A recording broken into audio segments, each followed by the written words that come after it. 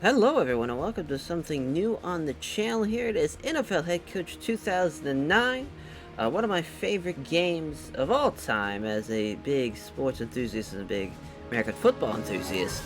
Fucking love this game, love to death, and finally able to broadcast it to all of me playing it as this series. As you can tell from the title, we're taking the Browns to the Super Bowl. Now this Cleveland Browns team going into NFL Coach 09 here. So obviously the year before, as you see there, Romeo Cannell 10-6. Things are looking optimistic and looking great for the Browns. They came out of nowhere. Derek Anderson made a Pro Bowl out of nowhere. Things are going crazy.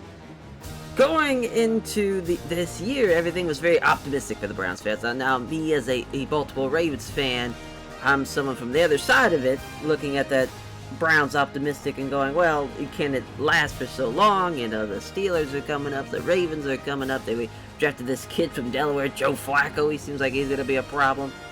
Little do we know how much that really would have happened. But for the Cleveland Browns, the dog pound, this year just completely flipped everything. Romeo Cannell going into the year at 10-6. Leaves 4-12, be his final year as the Cleveland Browns head coach. Then comes Eric Mangini. Then it's basically throughout the whole, to go into the synopsis of what happened to the Cleveland Browns. This is the last time, 10-6, going into the 2008 season here, even though it's NFL Coach 09, would be the last time they'd have a winning record until 2020. Long ass time, a long time, and now we're gonna try to change that. So here, we're not gonna be Romeo Cannell for this. Obviously, we're gonna be Max Marvelous. So we're gonna try to be here. Let's just get this shum bitch on the road. Wow, I was not ready for this to move so fast. All right, there we got a hold of it. There we go. Max Coach now. Should be pretty straightforward now. Just me, the backstory behind this, maybe you're new to the channel, you're like, what the fuck does this guy know? So this game, I've had at least 3 or 4 different series, or not series, they're just saves I've done in my personal life. One as, my favorite team, Baltimore Ravens, which we did pretty well, nothing too crazy. We didn't make it to the Super Bowl. That was in my Jets save I did, where it only took 2 or 3 years. We ran the pistol. Kerry Collins was like NFL MVP. It was just crazy how well he did in the pistol. But for this series, I'm not really sure what I want to run, as I'm just gonna still find my fucking coach, even though it doesn't really matter. Matters to me, damn it. So find the perfect one. I did the Dolphins one before, which that one was actually probably the worst of the 3. I just could not get a quarterback to save my life. But it is what it is. I was stuck with fucking Josh Peck, but that's neither here nor there. So I with Derek Anderson, I think Derek Anderson starts out this game at that's good for now. That's kind of close. So he starts, I think, as an 86, so he's gonna be one of the better ones I've ever had as far as a quarterback goes. So I'm not really sure what that. So a personality type. So I'm definitely not gonna be a superstar loyalist that would kind of fit what we're doing. A guru, a humble, conservative person, doesn't say much but commands attention when he does so. An ambassador, conservative team player, is uncompromising in his beliefs, but no, I would say I'm very compromising. I wouldn't. Analysis? You know what? I tend to be more of an analyst, probably more than any of these things. If I was going off of what I am, just as far as if I pictured myself as a coach, I'd probably be analytical. So our skills are pretty important. Now, it's been a hot ass minute since I played this game. I want to say at least 6 years. It's been a while. So we have obviously these 50,000 points. Team chemistry is pretty huge. Play calling is going to be huge for us. Strategy too. Like obviously the performance is probably going to be the biggest, because obviously you see there, greater performance skill generally improves the game day success rate. So obviously you want that to be pretty high. So let's just go ahead and knock that down right in the middle. So that's going to be huge for us. Team chemistry is pretty huge to have, just right out of the gate. Right off we have our learning development through our physical and I think intangibles, yeah. which, usually I like going one down each column, just to be on the safe side, but play calling is going to be huge.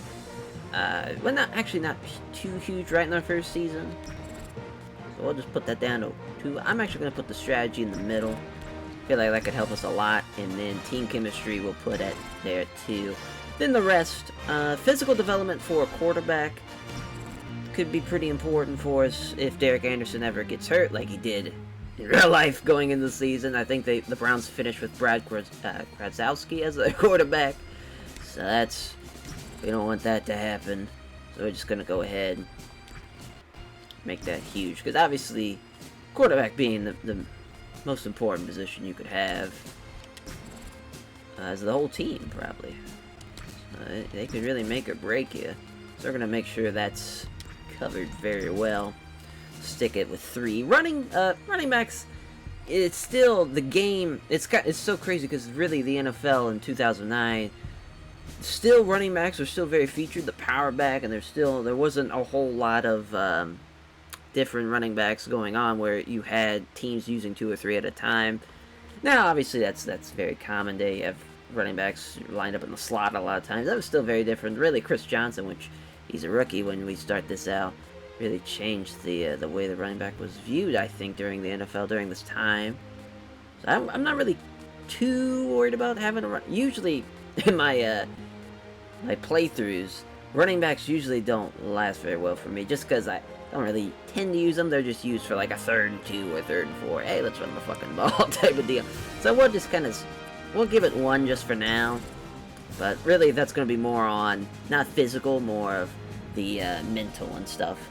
And yeah, the intangibles and development is really what we're going to go for. Physical development for receivers. Tight ends, not so much. We'll do O-line and D-line. And then for everything else, I want intangibles for the linebackers to be pretty high. So is learning development pretty high. And let's see here. How do we do defensive backs? And trying to think what else we could do. Receivers, just because we need them to know what routes to run. Alright, so that's a pretty solid start for our skills. Now, actually,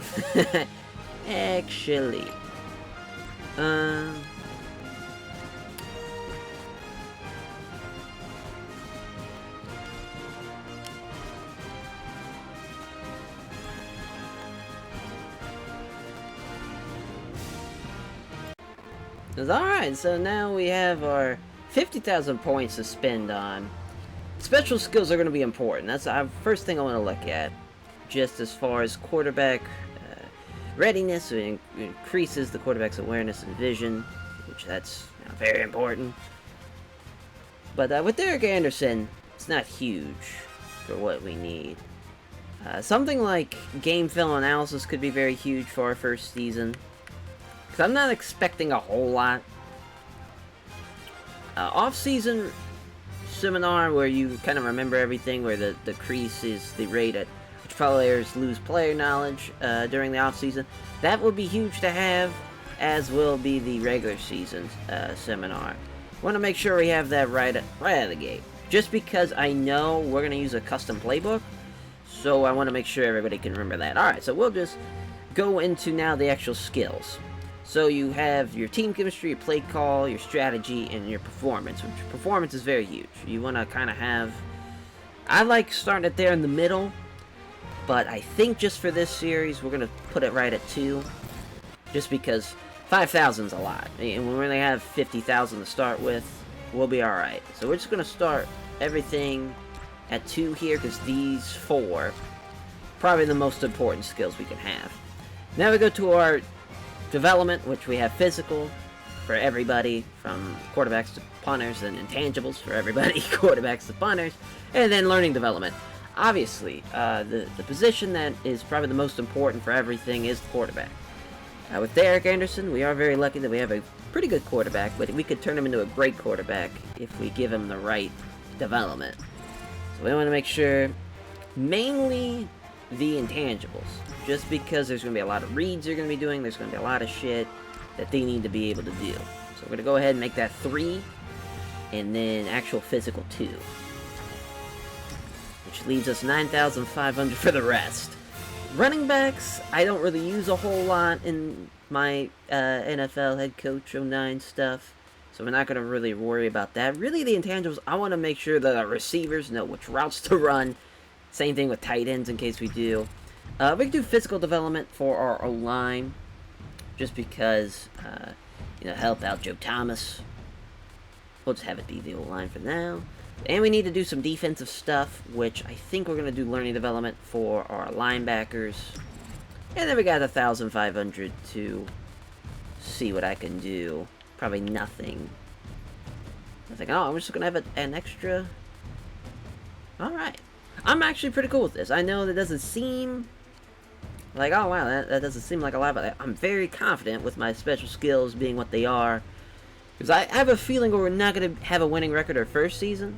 But it's all about that second season, that development. So, this is the big thing. What I'm going to pick as our playbook. I really have no idea. Gruden's West Coast could be a lot of fun, having a West Coast offense. Power run, as much as I would love to do like the fucking wing tee or something crazy like that. Where's it at? Yeah, they have the wing tee, they have the option, they have like crazy stuff like that, but I don't know how much, like as far as excitement goes, that could be. I had the wishbone, that'd be just kind of fun, but I've done the pistol and it worked very well. A spread option could be pretty fun. Just kind of thinking what would work best for Derek Anderson, a West Coast offense, obviously very simple, a college attack, something like 177 plays. There's a lot of running plays, which I really don't want for a college attack. A run and shoot could be fun. You might just do a run and shoot. Yeah, I think we're going to go with the run and shoot. Just because I think Derek Anderson could do a lot of that. So our defense. What I like running a 3-4. Off the top of my head, I don't remember. Usually, what I like is a 3-4 with a 46 in special occasions. So that's Rex Ryan's plays, which is at this time he's the defensive coordinator for the Baltimore Ravens. So that works out very, very well for us. So we got 2 average playbook strengths. We'll take it. We will take it. So I think if we went with the off season, that would kind of be. It would be a lot of what ifs. It would turn this into more of a what if, where you're like, oh, you can redo the draft, you can redo free agency, doing all that. I'm not interested in doing this for this series. Maybe down the line we'll do something like that. Because obviously, with it being in 2021, we kind of know who's going to be great and who's not going to be great. So that's just kind of would be there. Obviously, we're going to use the default rosters. And away we go as we load up here. I will want to explain kind of what's going on. So we'll start with the preseason, obviously. I'm not going to, the first episode here, I'm not exactly sure how long this is going to be, but for the preseason games, there are going to be a lot of simulated stuff. We're not going to be doing a lot of the actual, like, playing in the game. Once the actual season comes, I will be doing that. I'm sure you've probably saw, if you're just a fan of NFL head coach 09, you see people just usually using this as a simulation. But that's not going to be me. I'm going to be running plays. We're going to be doing our things. So we got our season goals for right now. And they want us to trade Leon Williams. Alright, we can do that. That's probably no problem. So increase the Braylon Edwards play knowledge to 34. Which that's probably going to be tough. All these is probably going to be tough, except for the add 10 new plays before the preseason. We could definitely do that. That would be no problem at all. As our health and fatigue. Obviously, probably we have. I just want to see where everybody is at. So, Kellen Winslow, piece of shit, as we know right now, as I think it was a couple of weeks ago, he got sentenced for 10, 20 years for all those terrible crimes he committed. We're going to look to trade him as quickly as possible. That's another one that we're hoping to trade. I think that happened in real life, too, around this time. And now we're going to do our training camp invites, which is just going to be basically some generic or generate players and actual people they drafted. Wow. So obviously they're not going to be that great once we actually get to going. I'm assuming. Maybe not, though. It has been a honest minute. So, what we're wanting to do. Obviously, you know, our play knowledge. This shallow play looks alright, we'll do that.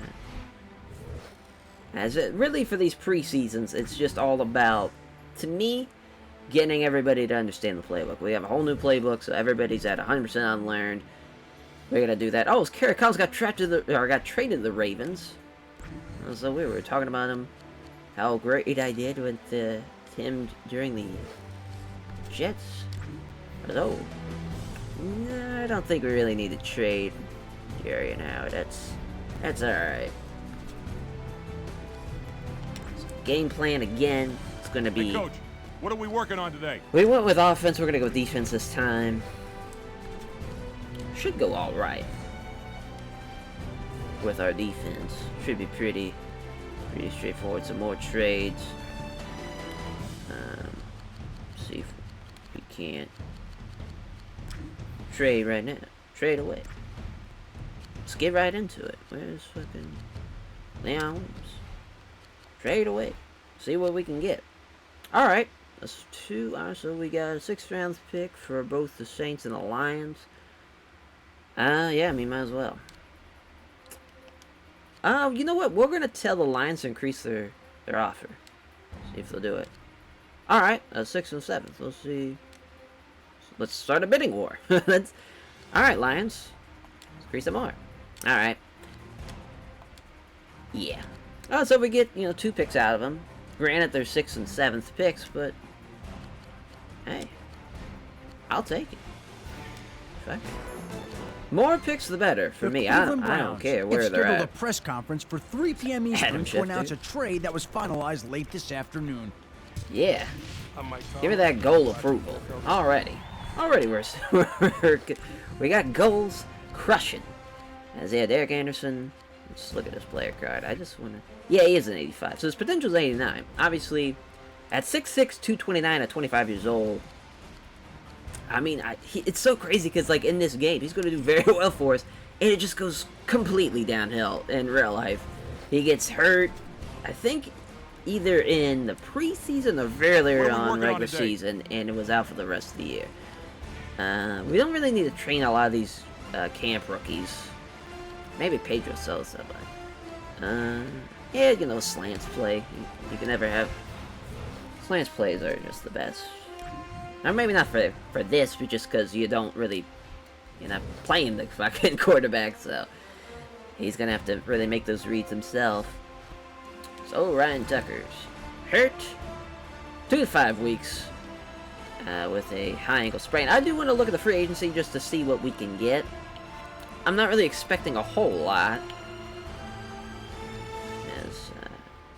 Yeah. Oh yeah, Morton Anderson. That's right. Travis Henry.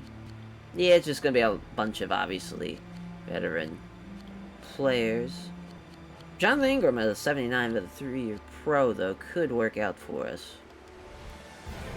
Yeah, I guess we can go through the depth chart real quick as put the speed on slow just in case. Yeah, I think that's what we'll do. We'll go through the depth chart, and then we'll call it a day. Well, I'll just kind of go through our plans. So, obviously, Brady Quinn, who they drafted the year before this. So, I think we'll be into his 2nd year. Obviously, a big Cleveland Browns fan as a kid, and the dog pound wanted to be the quarterback and whatnot, and really pushed Derek Anderson out after he got hurt, which was, hindsight, terrible idea, because Brady Quinn, even though you see his potential here in this game's a 93, obviously does not live up to that.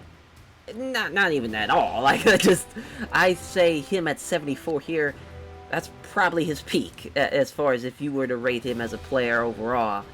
Just, obviously not starting quarterback material, which you could say that a lot about the Cleveland Browns quarterbacks until they finally got their man.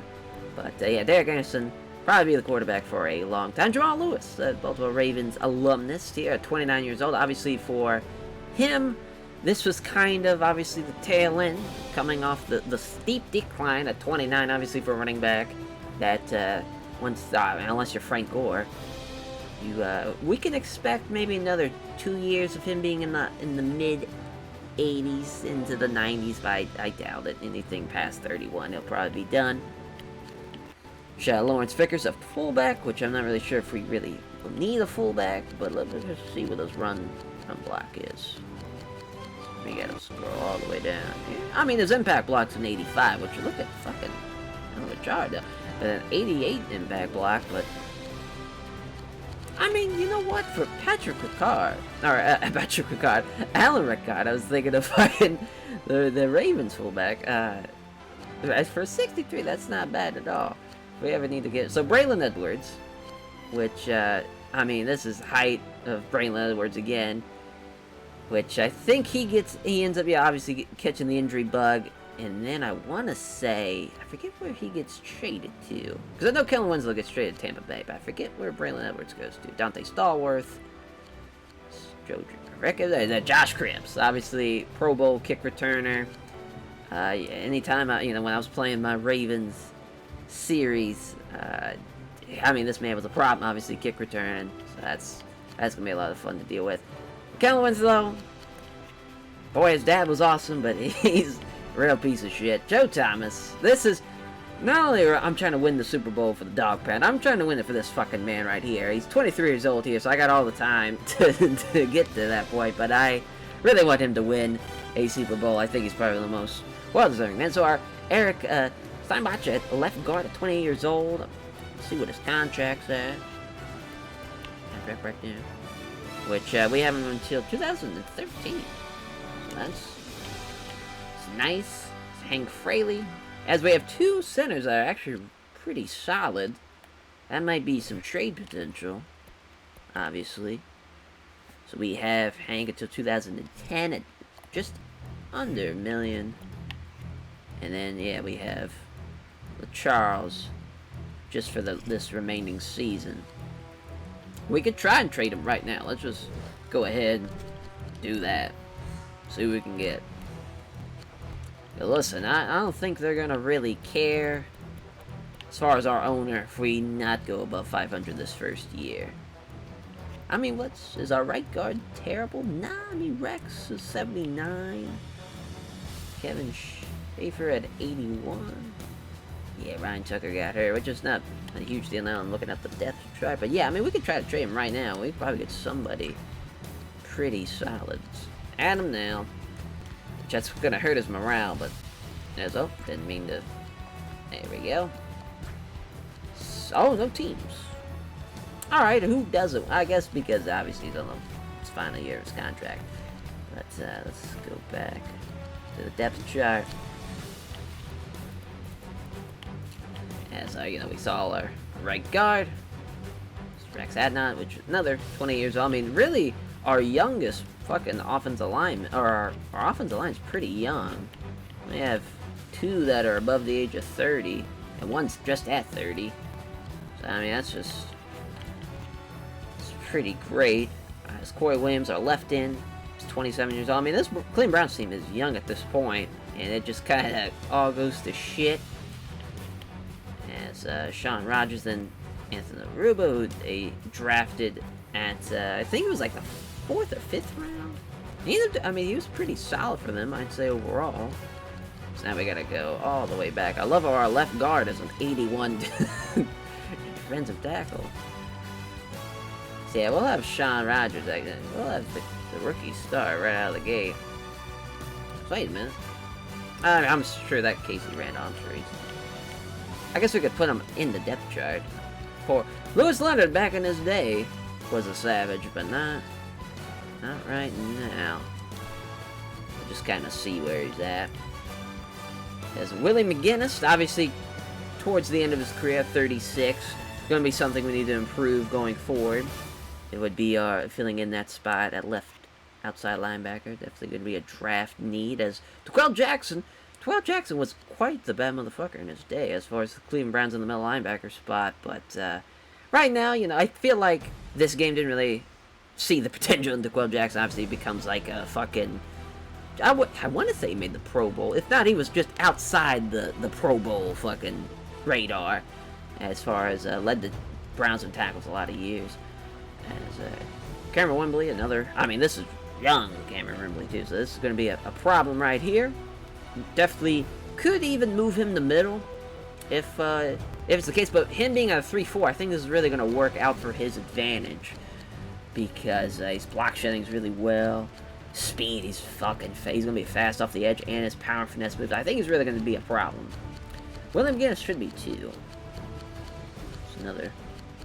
I mean, speed, obviously, you know, being 36, not going to be that fast. But really, this is going to do great for Wembley. As Eric Wright is probably our best corner, but he's young. Another, you know, and Brandon McDonald, again, young. These young corners.